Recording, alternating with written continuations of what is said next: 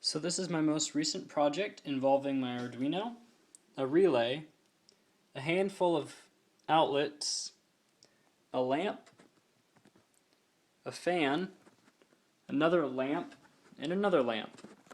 So I control it all using this iPod, and every time I press a button, it turns on something else. Whoops, there we go.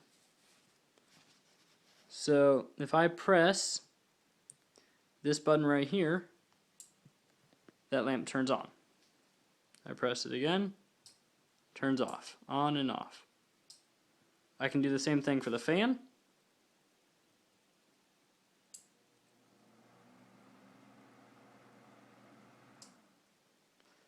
The light, that light.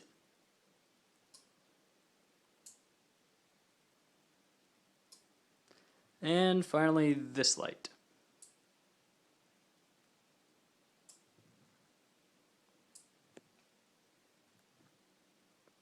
Yeah, so it's an interesting project in which this little relay here controls all of those outlets, and I connect to it using this little Arduino board. Yeah, fun little project.